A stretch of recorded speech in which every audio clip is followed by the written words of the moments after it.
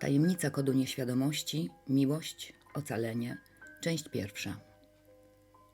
Dawno, dawno temu, tak zaczyna się większość baśni, których nie mamy zwyczaju traktować zbyt poważnie, podobnie jak mitów i legend. Tymczasem współczesna nauka, zwłaszcza psychologia głębi, odkrywa i uczy nas, że to właśnie one, a szczególnie mity, są nośnikami i najpełniejszymi wyrazicielami ponadczasowych, duchowych prawd. Może więc warto przyjrzeć się im uważniej i z większą otwartością. A więc dawno, dawno temu ludzie nie mieli problemów z komunikacją. Dzielili się spostrzeżeniami, wrażeniami, doświadczeniami. Wymieniali informacje, także te wyjątkowo ważne, bo płynące ze snów. Był taki czas, kiedy wszyscy ludzie na Ziemi mówili tylko jednym językiem. Na pewnym znaczącym etapie rozwoju cywilizacji ludzkość zaplanowała i zainicjowała budowę gigantycznego kolektywnego miasta, a także sięgającej aż do nieba wieży. Jak mówi biblijna Księga Rodzaju, w dalekiej przyszłości ludzie zebrali się, aby zbudować ogromne, wspólne dla wszystkich istot miasto i potężną wieżę Babel. Monumentalna, sięgająca nieba wieża Babel miała chronić ludzkość przed rozproszeniem i podziałami. Miała, niczym drogowskaz, pomagać zagubionym duszom w odnalezieniu drogi do domu. Niestety, nasze heroiczne, ekspansywne i przenikliwe plany zniweczył biblijny Bóg Jahwe lub, według wersji sumeryjskiej, jedna z istot, które uznaliśmy za bogów. Kiedy ów przeciwnik rozwoju ludzkości uświadomił sobie, że istoty ludzkie zjednoczone będą w stanie osiągnąć wszystko, czego zapragną, zniszczył miasto i uniemożliwił dokończenie budowy wieży. Ów wróg ludzkości doprowadził następnie do przemieszania języków i rozproszenia ludzi, tak by nie mogli się nawzajem zrozumieć i porozumieć. Działania tych, których uznaliśmy za bogów, kontynuują dziś ich współcześni naśladowcy, tworząc wciąż nowe podziały religijne, kulturowe i emocjonalne. Przyświeca im tak naprawdę jeden cel – osłabienie nas i utrzymywanie w nieświadomości. Utrzymywanie nas w niewiedzy o naszych możliwościach, o tym, kim naprawdę jesteśmy, ukrywanie prawdy o naszej prawdziwej tożsamości, o naszej historii i korzeniach, o przełomowych odkryciach we wszystkich właściwie dziedzinach nauki, prawdy o naturze wszechświata, w którym wszystko jest połączone ze wszystkim i wreszcie o odwiecznych prawach nim rządzących, jest skutecznym narzędziem zniewolenia, sprawowania kontroli i władzy nad nami. Mityczna wieża Babel, jej nazwa pochodzi od Babel, Balal, co znaczy pomieszać, istniała naprawdę, ale to już temat na inną opowieść. Przełom cywilizacyjny, który dokonuje się w czasach, w których żyjemy, jest nieunikniony i przesądzony. Został zapowiedziany, zapisany w gwiazdach. Został przepowiedziany przez wizjonerów i proroków, którzy mieli dostęp do wiedzy, która jest nieprzypadkowo, planowo przed nami ukrywana.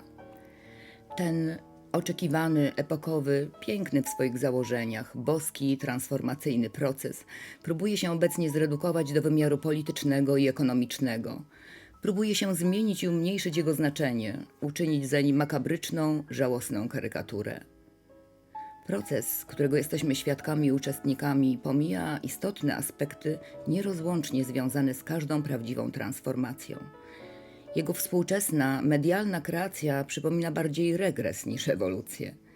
Rzeczywista, realna transformacja, tak na poziomie indywidualnym, jak i kolektywnym, wiąże się nieodwołalnie i bezkompromisowo z całkowitym, nieodwracalnym rozpadem dotychczasowych struktur, koniecznym dla stworzenia przestrzeni dla narodzin odmiennej, synergicznej jakości, łączącej przydatne aspekty dawnych struktur z diametralnie nowymi. Proces transformacji opisuje metafora śmierci, motyw obecny w wielu mitach, baśniach i wytworach kultury, w których przejawia się nieświadomość, duchowe dziedzictwo cywilizacji. Ewolucja, zarówno jednostkowa, jak i zbiorowa, jest procesem łączenia tego, co rozdzielone, jest powrotem do całości, drogą do pełni.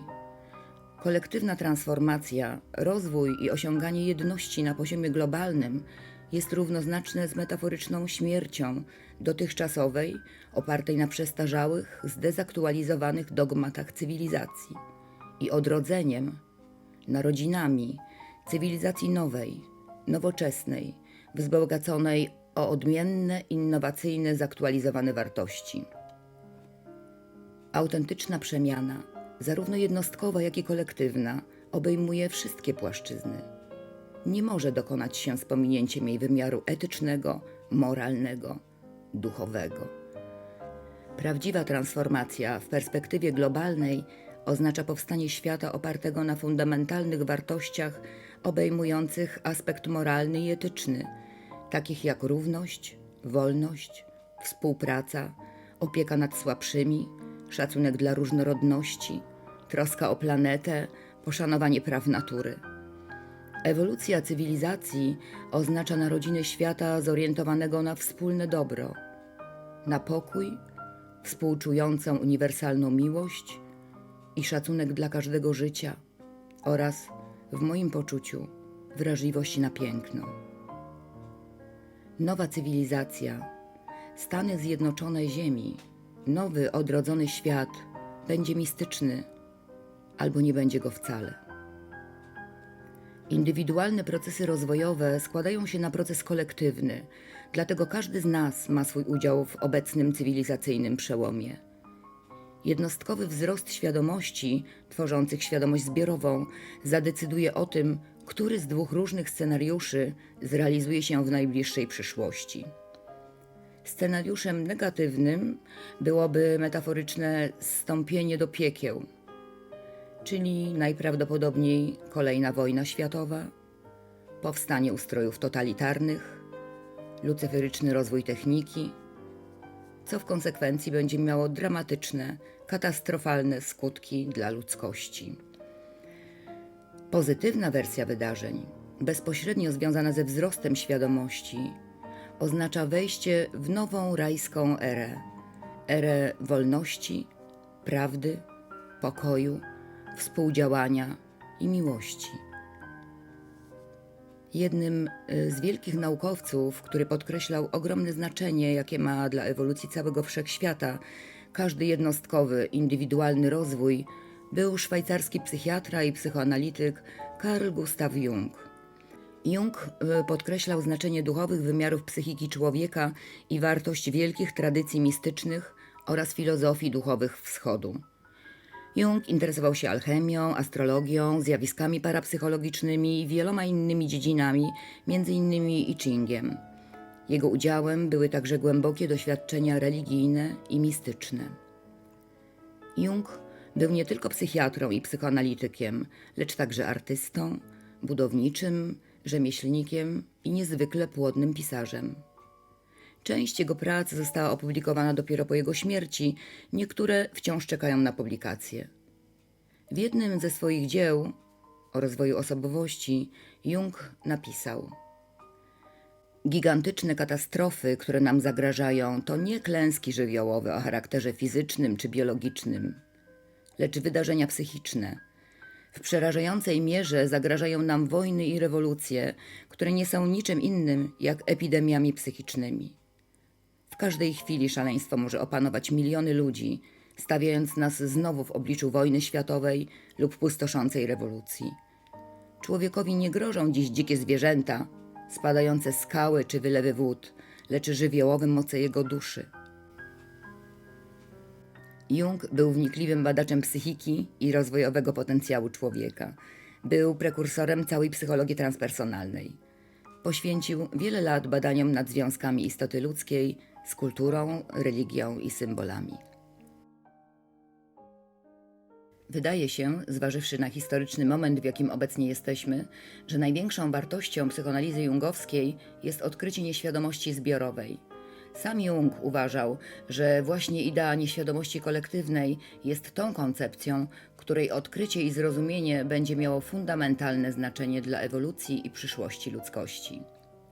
Badania, którym Jung poświęcił wiele lat życia, doprowadziły go ostatecznie do konkluzji, że nieświadomość zbiorowa w kolejnych epokach istnienia kultury podlega podobnej ewolucji jak fazy rozwoju jednostkowego, fazy procesu, który Jung nazwał indywiduacją. Jung był nie tylko wybitnym naukowcem, którego idee wyprzedziły czasy, w których żył, był także niezwykle utalentowanym wizjonerem. Jung miewał archetypowe sny prorocze, m.in. serię snów prekognicyjnych dotyczących II wojny światowej. Pod koniec życia Jung doświadczył kolejnej serii snów. Były to wizje ponownego ludobójstwa na masową skalę. Przerażony, dwukrotnie dzwonił do swojej współpracownicy, badaczki snów Marie-Louise von Franz, autorki wielu dzieł, w tym wydanej w Polsce Ścieżki snów, dzieląc się z nią makabrycznymi wizjami. Dr Marie-Louise von Franz szczególnie interesowała się psychologią alchemiczną, symboliką snów i baśni oraz ideą unus mundus. Jak wynika z relacji samej Marie-Louise, w pierwszej rozmowie telefonicznej Jung opowiedział o straszliwej wizji masowej zagłady ludzkości. Przekaz z kolejnej rozmowy, którą znamy, brzmiał: nie wszyscy. Na szczęście nie wszyscy. Wiemy także, że bezpośrednio przed śmiercią Jung pragnął jeszcze raz skontaktować się z Marie, lecz nie pozwoliła na to rodzina Junga. Pewnym pocieszeniem, przesłanką, która może wnieść nieco optymizmu w ten, wydawałoby się, czarny scenariusz, jest być może Red Book, książka, do której wydania, powiem nieskromnie, w dużym stopniu się przyczyniłam.